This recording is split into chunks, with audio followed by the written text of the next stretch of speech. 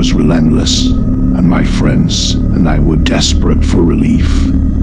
We decided to visit the newly opened community pool, excited to spend the day lounging by the water. Little did we know that this seemingly ordinary pool held a dark and sinister secret. As we arrived at the pool, I couldn't help but notice an eerie silence that hung in the air, contrasting the usual cheerful chatter of excited swimmers. But our enthusiasm won over any lingering doubts, and we wasted no time jumping into the cool water. As the day wore on, the pool began to empty, leaving only a few of us behind. The sun dipped below the horizon, casting a golden glow over the water's surface. With dusk approaching, the lifeguards called for everyone to leave, but my friends and I were having too much fun to call it a day. After convincing the lifeguards that we would leave soon, they reluctantly let us stay. We were alone in the dimming light, and an uneasy feeling settled in my stomach. But my friends reassured me, and we continued our carefree splashing and laughing. As twilight deepened, strange things started to happen. Shadows danced along the pool deck, but there was no one around to cast them. The water's once inviting azure color took on an unnatural darkness, and a chill ran down my spine. Suddenly, I saw a flicker of movement beneath the water's surface, a shape gliding past me like a ghostly specter. I dismissed it as my imagination playing tricks on me. But when my friends started to feel the unsettling presence too, we knew something was amiss. One by one, we climbed out of the pool, unable to shake the feeling that we were being watched.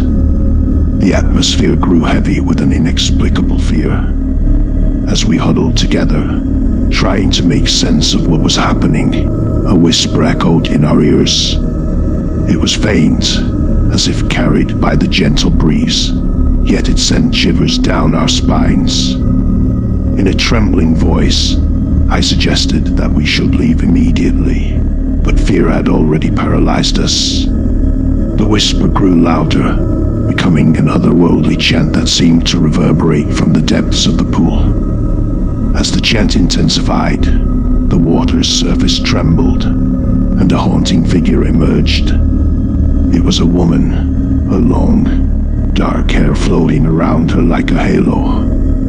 Her eyes glowed with an eerie light, and her pale skin seemed to radiate with an otherworldly presence.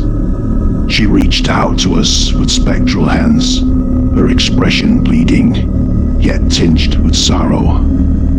My friends and I were unable to move, captivated and trapped by the ghostly apparition. We felt an inexplicable connection to her, as if she was drawing us into her world, into the unknown depths of the pool. Her voice filled our minds with haunting memories of loss and despair. She was Isabella, a young woman who had drowned in this very pool many years ago. She had been an outcast, unloved and forgotten, her tragic fate sealed by the cruelty of others.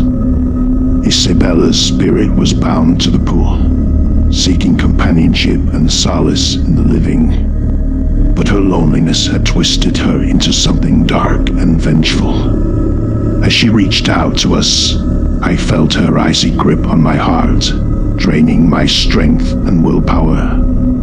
One of my friends snapped out of the trance-like state, breaking the connection. He yelled at us to run, and we stumbled away from the pool, our hearts pounding with terror. But Isabella's pull was strong, and I felt an irresistible urge to return to her, to become one with the depths.